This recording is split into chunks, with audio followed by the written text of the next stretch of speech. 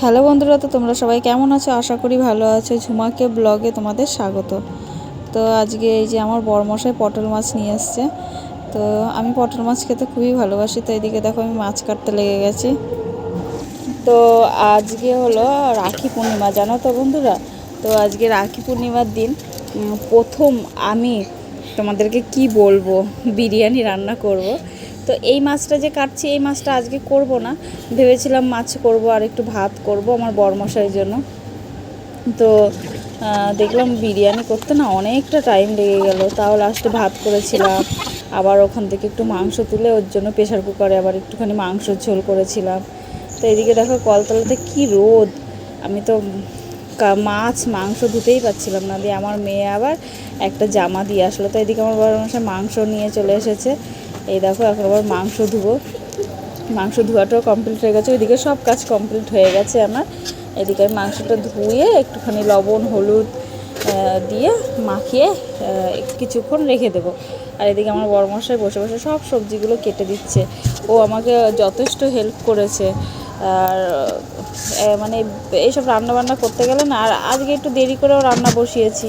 মানে আমার রান্না বসাতে বসাতে 12টা বেজে গেছিলো জানো না। দিয়ে রান্না কমপ্লিট হতে হতে 2টো 2:30টা বেজে গেছে। মানে আমরা খাই 3:30 4টার দিকে আজকে ভাত খেয়েছি, কি বলবো তোমাদেরকে।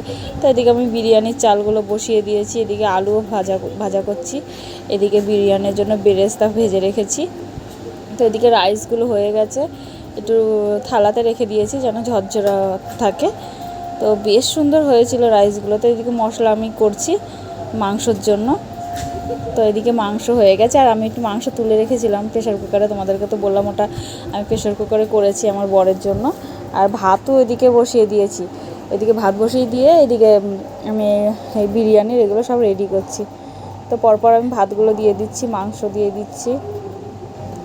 তো লাস্টে একটা মশলা, বিরিয়ানির মশলাটা লাস্টে তোমাদেরকে আমি দেখাইনি, আমি পরে মনে করছি যা তোমাদের বিরিয়ানির মশলাটা আমি দেখাতে দিব, মানে বেরেস্তা ঘি টি লাস্টে দিলাম। তারপরে ওই গোলাপ জল টল সব দিলাম, দেওয়ার পরে ওই ইয়েটা দিতে ভুলে গেছি আমি। তো যাই হোক, আমি তো প্রথমবার করছি তাই একটু নার্ভাস লাগছিলো, প্রচণ্ড নার্ভাস লাগছিলো, কি বলবো, মনে হচ্ছিলো যে কেমন হবে না হবে, কোনো দিন তো করিনি বিরিয়ানি, তো এই প্রথম আমি করছি বিরিয়ানি। তো চলো দেখা যাক ওরা খেয়ে কী বলে, আর লাস্ট পর্যন্ত ভিডিওটা দেখতে থাকো আমার প্রথম বিরিয়ানি কেমন হয় খেতে। তো তোমরা দেখলেই বুঝতে পারবে। চলো, আর ক্যামেরার থেকে এমনি কিন্তু অরিজিনাল দেখতে আরও বেশি ভালো লাগছিলো লাস্টের দিকে, কি বলবো।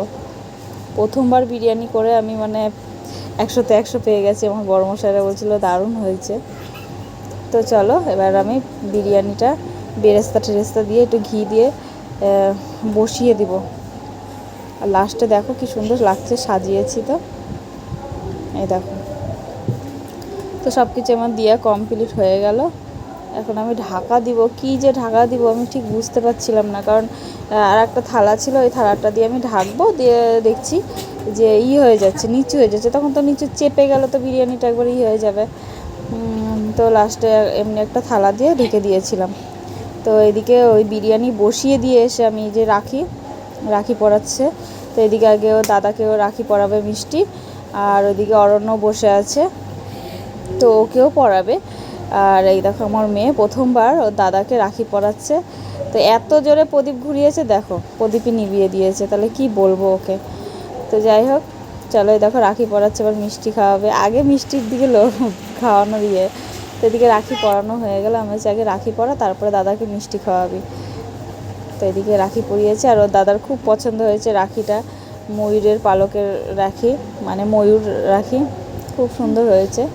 তো এদিকে দেখো মিষ্টি খাইয়ে দিচ্ছে, জল খাইয়ে দিচ্ছে, আর দাদাকে গিফট দিচ্ছে চকলেট। এই দেখো দাদাও দিল 50 টাকা আর বুনুকে। তো এদিকে অরণ্যকে পরিয়েছে রাখি, আর অরণ্য পিছনে গিফট রেখে দিয়েছে লুকিয়ে, ও দেখাবে না, বলছে না দেখাবো না, রাখি না পরালে ততক্ষণে দেখাবো না। তো যাই হোক, চলো এবার বিরিয়ানিটা আমি উঠাবো, ঢাকা চাপা দিয়ে রেখেছিলাম আধ ঘন্টার মতন। তো এদিকে আমি এবার বিরিয়ানিটা খুলবো, দেখো কেমন হয়েছে বন্ধুরা। তো সত্যি বলছি বিরিয়ানিটা খুবই সুন্দর হয়েছিল, আর মানে খাওয়ার থেকে দেখার সৌন্দর্যটা আরও বেশি সুন্দর ছিল। কারণ হলো এতটা ঝরঝরা হয়েছিল খেতে, মানে দেখতে কি বলবো। এই দেখো একটার সাথে একটা চাল কিন্তু রাইস কিন্তু লেগে থাকেনি। হ্যাঁ, এত সুন্দর হয়েছে। তা আমি ভাবতে পারিনি, আমি শুধু বলছি আমি ভাবতে পারিনি যে এত সুন্দর হবে বিরিয়ানিটা।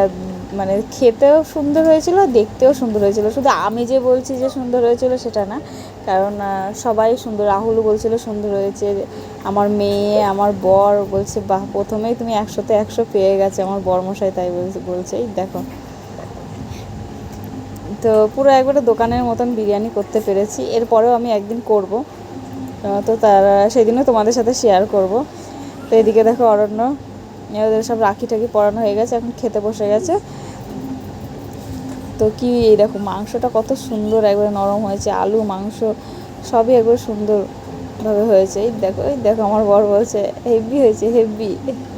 এদিকে অরণ্য বলছিল ভালো হয়েছে মামি।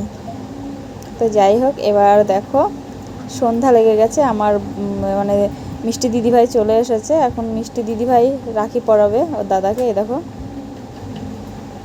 তো কালকে থেকে বলে রেখেছি আমি দাদাকে রাখি পরাবো। তো এদিকে দেখো প্রথমবার, না এর আগেও পরিয়েছিল মিষ্টি দিদিভাই, তোমরা দেখেছো হয়তো এর আগের বছরে। তো এটা নিয়ে 2 বছর হচ্ছে রাখি পরাবে ওকে।